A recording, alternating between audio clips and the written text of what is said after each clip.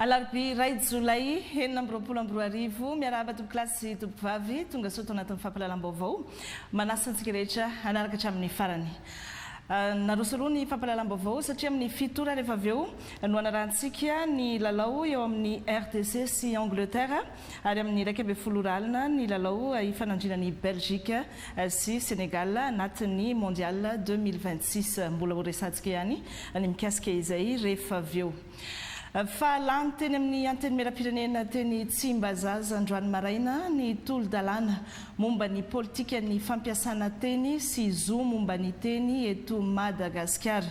Vao nifarana omaly rahateo ny iray volan'ny teny malagasy izay nomarina nandritra iny volana Jona lasa teo iny. Anisany horantsika eto anatin'ny fampahalalam-baovao ihany koa fa mbola eo ampikirakirana ny vaovao mikasika izay ny mpanao gazetinay.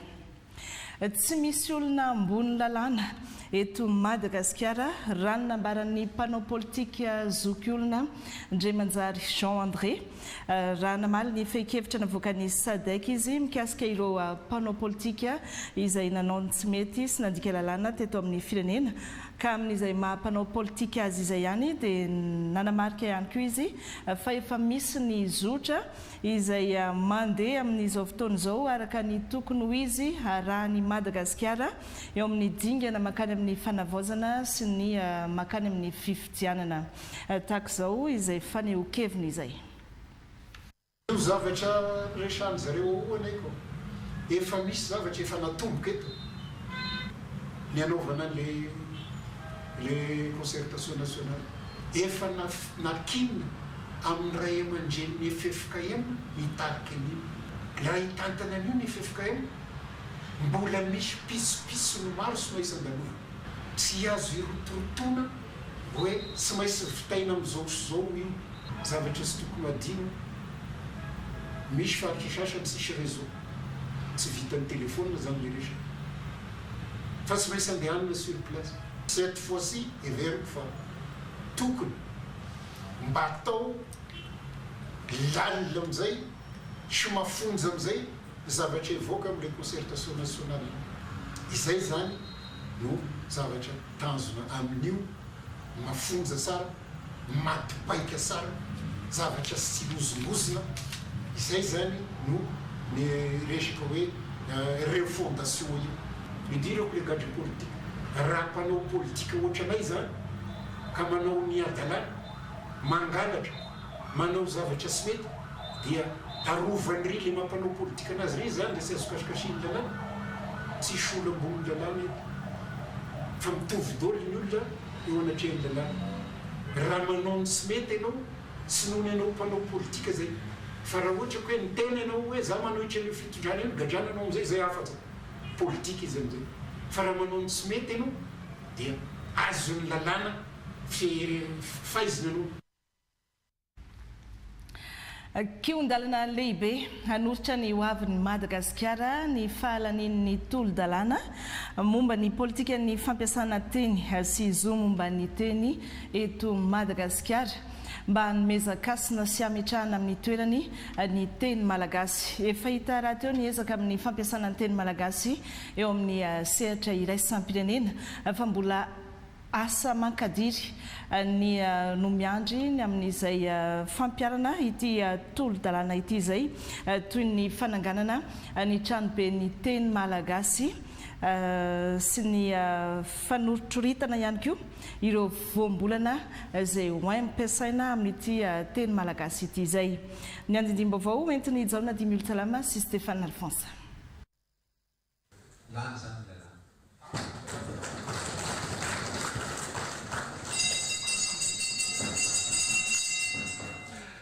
Solomavambahoaka telo no tsy nilazany heviny 5 kosa no nandany ilay tolo-dalàna laharana ohatraohatra enina tsipika 4 barabela momba ny politika fampiasana teny sy zo momba ny teny eto Madagasikara natolotry ny solombavamboaka Rakotoartina Navalona Franky.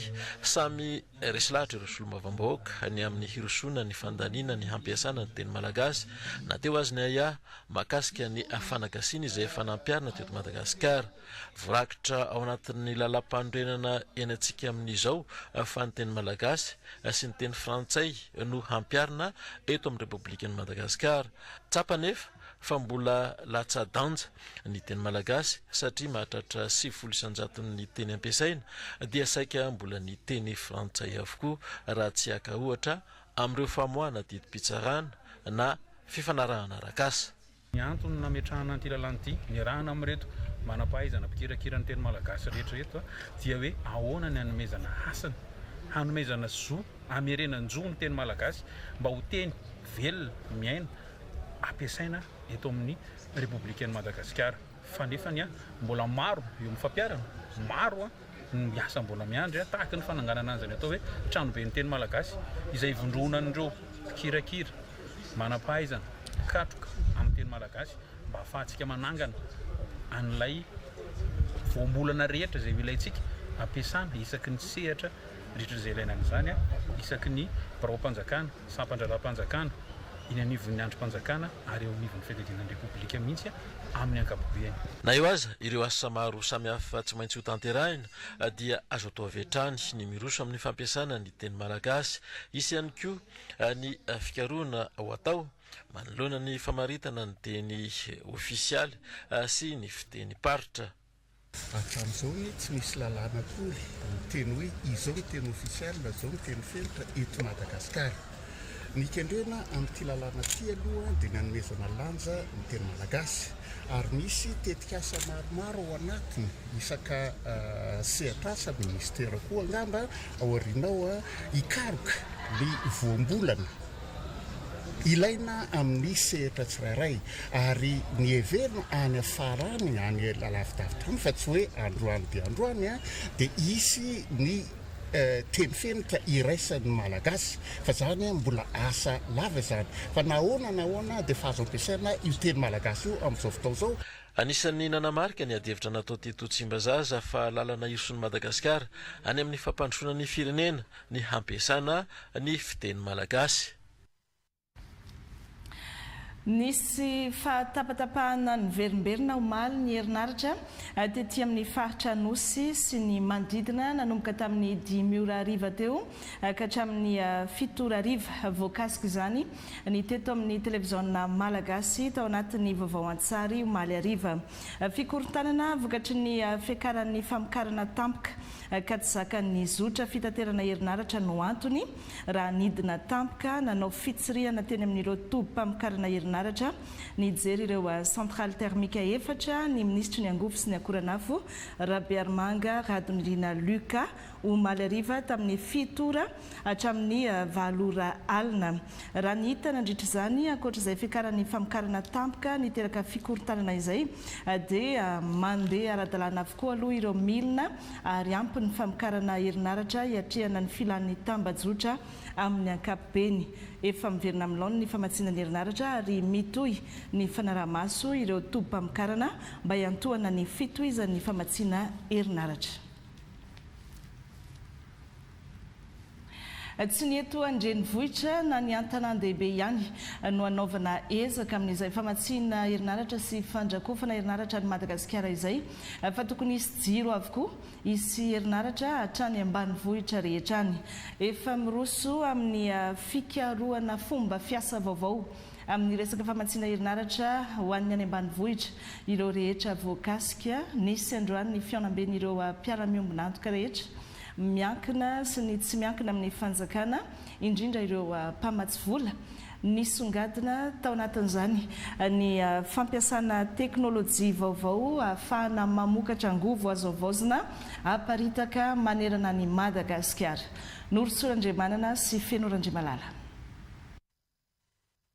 Raha ny fantoka bebe kokoa tamin'ny renivohitry ny faritra ny famatsiana herinaratra teto Madagasikara dia nanao ezaka manokana ny ministera ny angofo sy ny akoranafo tamin'ny alalany ADER na Agence de Développement de l'Électrification Rurale mahakasika ny fananganana rafitra nasionaly momba ny angovoazavozina any ambanivohitra satria raha ny zava-misy amin'izao fotoana izao dia mbola maro ireo tanàna sy vohitra tsy mbola voarakotra herinaratra.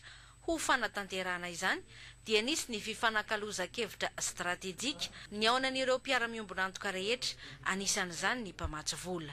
Manana tanjona zany isika anatratra ampisitraka herinaratra ny valopolo-isanjato ny an'ireo mpiray-tandrazana amitsika.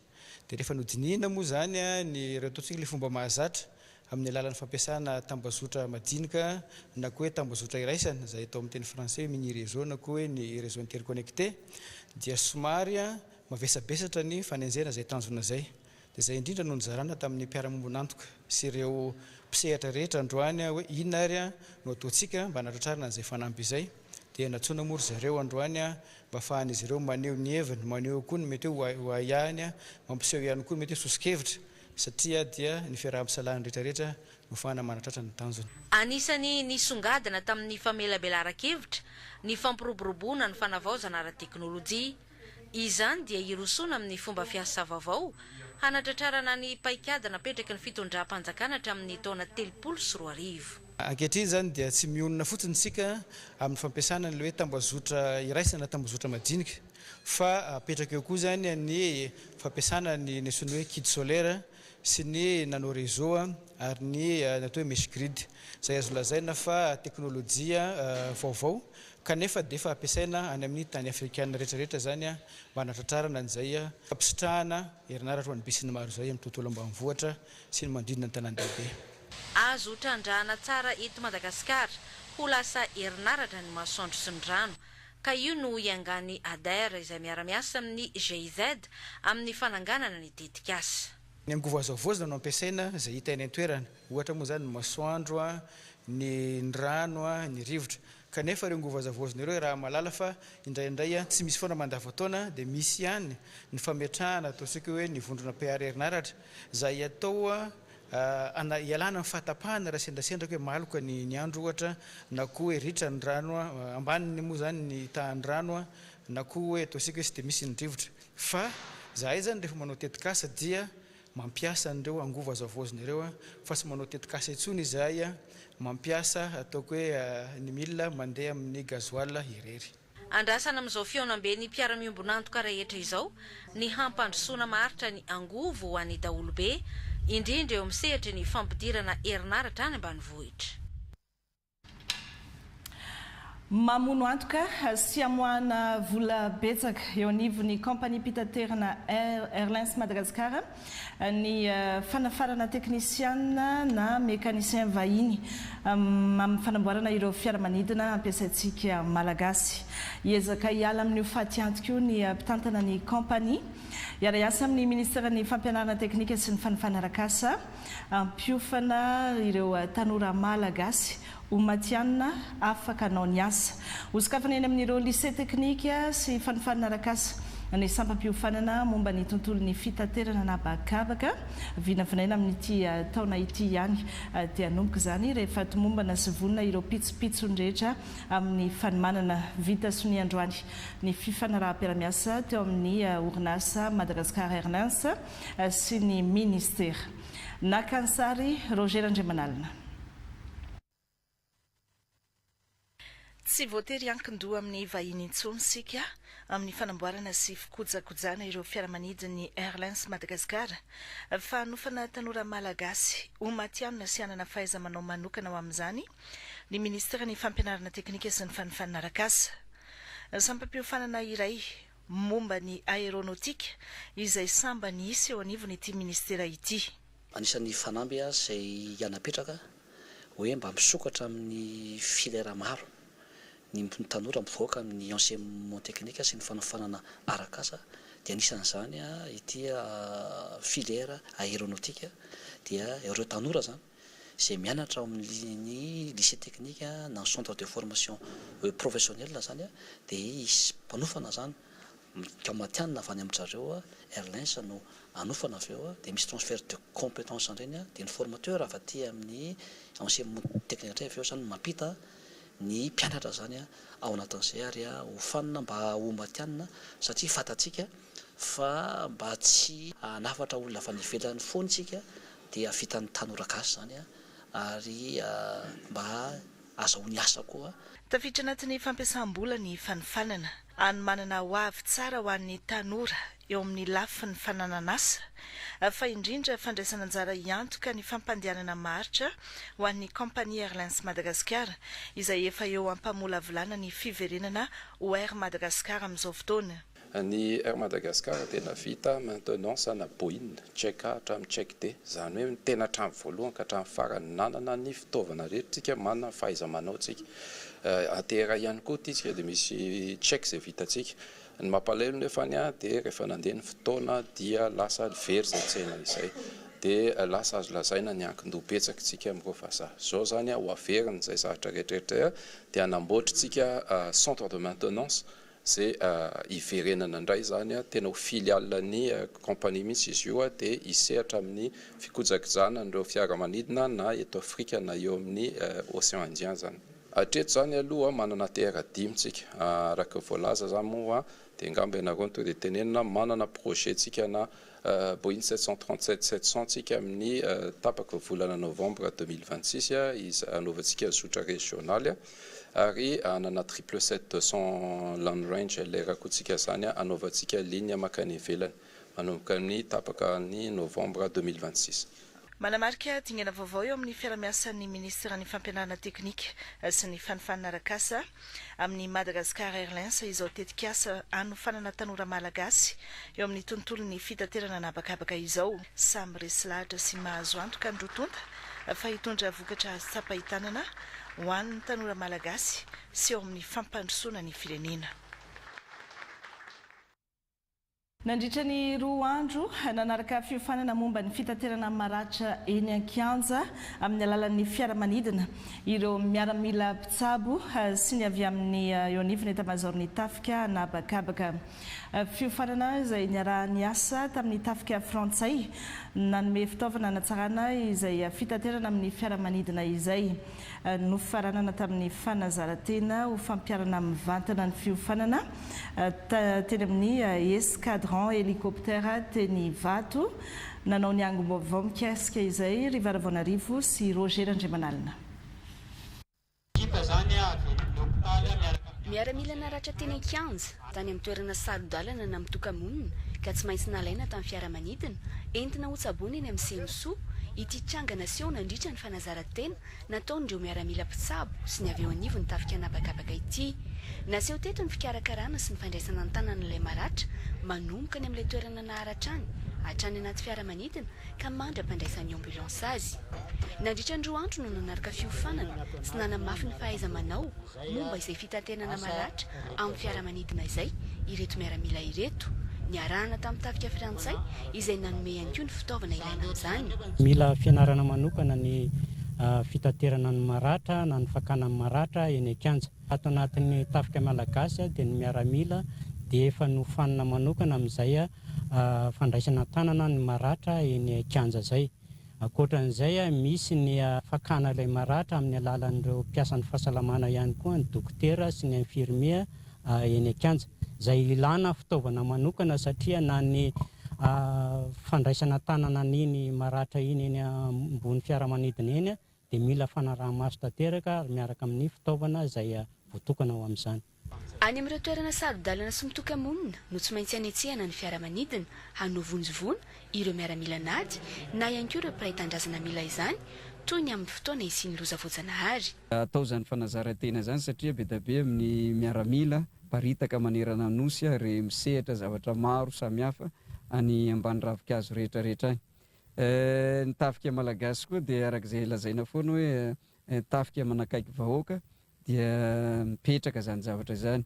Raha ohatra ka tena ilaina ny ampiasana zany amin'ny fotoana izay everina fa tsy azo anoarana amin'ny toerana tena lavitra tsy misy fiaramanidina dia afaka manampy ny tafika malagasy amin'izay évacuation zay. Fa raha mbola toerana vitan'ny fiaramanidina, toerana mbola misy toeram-pitsaboana, zay zavatra hafa indray fa tena vonjy-aina ao anatin'ny ady samihafa no nanaovana ny fiofanana teto amin'ity androany ity. Raha ny fantatra fa nimboana ihany ny fampitaovana nataon'ny tafika frantsay ny tafika malagasy teto fa mbola itoy ny fiara-miasa eo amin'ny rotonta. Ampiasana teknolojia moderna amin'ny alalan'ny digitalisation ny fanisana nasionaly ireo kooperativa rehetra eto Madagasikara mba ho voarakitra anaty antotan-kevitra sy antotan-drakitra ny mikasika azy ireo ampivoarana ny sehatra misy azy avy. Nisy ny atrikasa ny arahan'ny ministera n'indostria sy ireo mpiantsehatra voakasika androany ho fampahafantarana ity tetikasa ity sy ny tombotsoa azo avy aminy. Olivier Ndrembololo-Miaja sy Mamy Ravoavison. Mahery ny dimanjato sy arivo ireo kooperativa eto Madagasikara no voasoratra ao anatin'ny angonandraikitra na base de données eo anivon'ny ministera ny industria ankehitriny mivelatra amin'ny sehatra isan-tokony toy ny fambolena, ny fiompiana, ny fitaterana, ny jono, ny asa tanana sy ny maro hafa. Ny 570 amin'ireo dia eto Analamanga sy ny manodidina azy.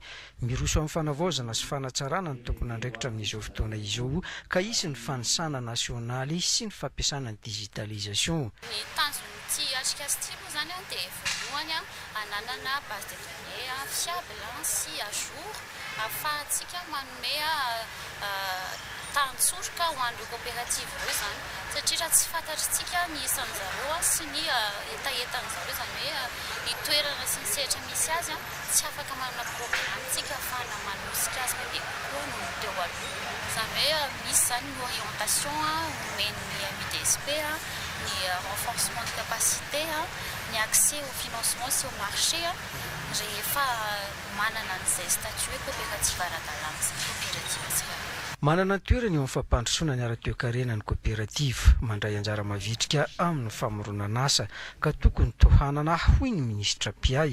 Ataoko hoe sehatra iray tsy azo bezita ny fisian'ny kooperativa eto amin'ny firenena. Haintsika tsara moa fa ao anatin'ny filanam-pesaka dia matofolo ao anatin'ny PGER amin'izao fanavaozana izao ny famokarana ireo vokatra eto toerana. Tosika ho an'ny kooperativa ity tetikasa ity no sady fampidirana azy ireo ho amin'ny sehatra ny ara-dalàna. Resaka digitalisation moa zany no anisan'ny tena andraindraina satria anisan'ny tena zava-dehibe tokoa io satria resaka numerika daholo ny resaka ary manamaivana sy manatsara ny fomba fiasa daholo izany rehetrarehetra zany ka atenaina fa ho tsara ny fiarah-miasa amin'ny samy kooperativa indrindra amin'ireo malala-tanana sy ny bailleur de fonds sy ny PNUD sy ny ministera maro samihafa izay miara-miasa aminay. Haritra enim-bolana ny fanisana izay fiara-miasa eo amin'ny ministera ny industria sy ny PNUD. Tafatsangana amin'ny faritra Sava ny sampany EDBM antokondrara mampiroborobo ny fandrarana eto Madagasikara totosa androany ny fanaovantsony. Ny volana septambra 2022 no efa nanomboka ny asa ity sampana ity ankoatra ny roa mpiarina lavanila dia maro ny otrikareana azo ahodina ao an-toerana. Mamaly ny filan'ny mpandrara sy mifanaraka amin'ny laram-pameana amin'ny drafitra fampiarana ny fanavaozana eo amin'ny tontolon'ny toe-karena sy ny indostria izao fananganana ny sampany EDBM any amin'ny faritra avaratra atsinanany Nosy izao fanampanazavana. Anankitelo ny mission EDBM izay ho déconcentretsika tsikelikely ary amin'ny faritra Sava. Ny voalohany dia ny resaka facilitation any investissement privé izany hoe afaka hisitraka ireo mpandrara ny toerana an'izany service izany ary mpananganana orinasa izay afaka atao ao toerana atsoatsy amin'ny alalan'ny resaka plateforme orinasa izay efa plateforme digitalisée. Ankoatran'izay koa dia misy ny accompagnement an'ireo mpandrara eo toerana amin'ny sehatra izay misy azy izay ampianay aty amin'ny siège ihany koa. Zava-dehibe tokoa ny fisian'ny EDBM any aminay satria Sava manana ny maizy azy eo amin'ny lafiny toe-karena mba entina zany anampiana ny investisseur ametraka ny industrialisation any aminay ary mipaka mivantina any amin'ny vahoaka mba angalana ny fahasaranany vahoaka anisan'izay ny tsy fisiana asa anisan'izay ny fampiroboroboana ny toe-karena any fotony. Mampirisika ireo firenena mpikambana ao aminy ny vondrona afrikana anokana iray sanjato amin'ny arikarena anatiny ho an'ny fikarohana makany amin'ny fampandrosoana andrefesana izany ny vola tokany fanjakana amin'ny siansa, ny teknôlôjia sy ny aivao. Miandraikitra ny fanarahamaso ny antokondrara Oda Nepad araka ity vaovao entin'ny nandriana zavindra maro sy tanterandriambelody. Omena fahalalana momba ny fanangonana antotakevitra ireto tanora misehatra amin'ny siansa, ny teknôlôjia sy ny aivao ireto. Zato izy ireo no manaraka ity fiofanana omen'ny professeur Okolo Brando sy ny ekipany ity. La place de la République de Madagascar, jusque-là, comme nous n'avions jamais eu les données... Ny toeran'ny fikarohana makany amin'ny fampandrosoana eto Madagasikara dia mbola tsy ananana antotakevitra. Tsy afaka ny teny izany izay raha tsy manana pelantanana ny antotakevitra. Vitsy ny fiofanana, mahazo sertifika ireto tanora ireto, hitoy amin'ny ampitaindavitra ny fiofanana. Verina izay avy eo ary hanangona ny antotakevitra izy ireo. Hanomboana azy ny ministeran'ny fampianarana, ny orinasa, ny androm-panjakana demokratika ary ny governemanta ho kirakiraina ny antotakevitra azo. Azona mamaritra ny momba ny Madagasikara. Et c'est grâce à ces données que nous allons avoir, nous allons maintenant analyser. Ny fototry ny fanangonana antotakevitra no zaraina amin'izy ireo mandritra ny 3 andro eto amin'ny QG ny tanora Ankorondrano. Ny tena antony izay moa zany dia satria hoe raha te handroso ny firenena anankiray dia tena ilaina ny fanaovana recherche dia misy ny recherche ao anivoan'ny anjerimanontolo, misy any anivon'ny orinasa sy ny sehatra maro samihafa dia izany hoe zahay zany zao ny ohatry ny hoe voalohany nahazo an'ity formation ity aloha raha teto Madagasikara. Naseho anteo fa amin'ny akabeazany ny firenena afrikana dia ambany tahan'ireo famatsimbola makasika ny fikarohana dia matetika ny famatsimbola eto Madagasikara miankin-doha amin'ny famatsimbola ivelan'ny Afrika dia izay zavatra izay no anisan'ny tena hoe mahatonga zareo mitondra an'ilay fampiofanana. Iara-iasa amin'ny Instat sy ny Ministeran'ny Fampianarana ambony sy ny fikarohana ara-tsiansa ny Oda Nepad anangona ireo antotakevitra. Tanjona ny anangana ivitoerana iray manara-maso sy mandrefa ny zavabaovao entin'ny siansa, ny teknôlôjia sy ny aivao eto Madagasikara ho tombotsoan'ny tanora. Manana anjara andraikitra goavana eo amin'ny fiarovana ny tontolo iainana ny tetikasa mionjo amin'ny taona 2024 no ifarana ny tetikasa efa taona izay no niasany. Betsaka ireo asa vita tao anatin'izay efa taona izay anisany anaovana tatitra nandritra ny fankalazana ny andro iraisam-pirenena ho an'ny tontolo iainana tany Morondava. Keita Revila sy Azarazafy ny mpiasa.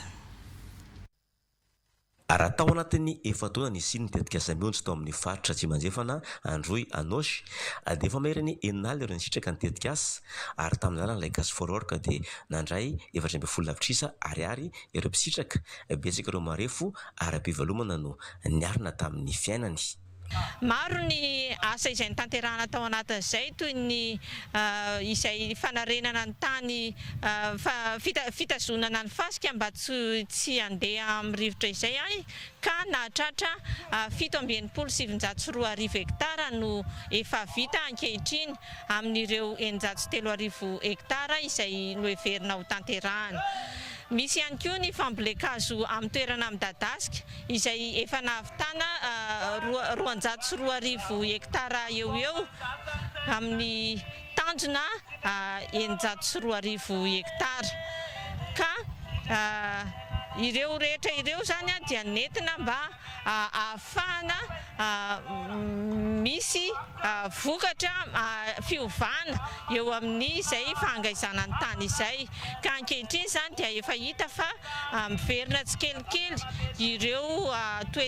ireo rano sy ireo hamandona ka afaka mitombo ny fambolen'ny olona. Anisan'ireo nisitraka ny tetikasa isoanjara sy famaro. Le zava-dehibe amahaiko amin'ny sampona fifisia mionjo nametsaka io rano io satria amin'ny tontolo iainana zany zava-dehibe io rano satria fahadiovana mitondra fahasalamana tena zava-dehibe amahay zany io fa tena nametsaka foto-javitsasa ho an'ny taranaka faramandimby zany ity mionjo ao amin'ny rano sady andriaka ao koa miaro amin'ny dongopasika amboliagny laloasy. Izahay mako tsy mbe tsy mba nisy projet tahaky ty natao mionjo anay ankehitriny fa zahay taloha de mandeha moromoro ey avao fa nafa niavy ty mionjo de lasa nionjona koa ty fiaigna ay na tiana ay aza lasa mianatra lavidavitsy noho ty ny fianara teo aloha satria raha tanisaina zao ty volany azo ay taloha amy ty mahampanjono anay de nahazo 10% zahay amy resaky fanjonoagna nentim-paharazagna kanefa nafa niavy ty mionjo de nahazo materiel isan-karaza zao zahay de lasa agny amy 85% ty vola miditsy antokantragno ay ao amin'ny taona 2024 no mifarina ny tetikasa mionjo ny tetikasa izay eo ambany fiahiny ministerany atitany sy ny fitsinjaram-pahefana.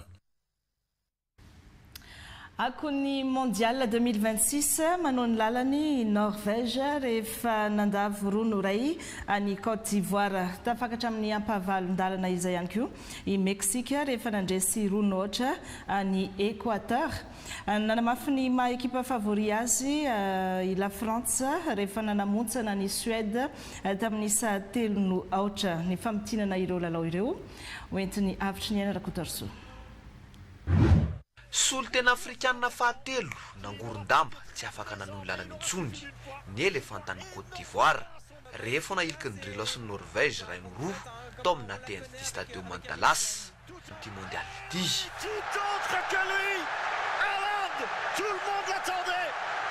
Ta amraka be folora al ifandona ao amin'ny Lumenfield en Seattle ny Diable Rouge en Belgique sy ny Lion de la Teranga any Sénégal. Misaotra antsika rehetra nanaraka ny fampalalam-baovao hatramin'ny farany raha ampitso indray mirary sorty klasy ty mpivavy.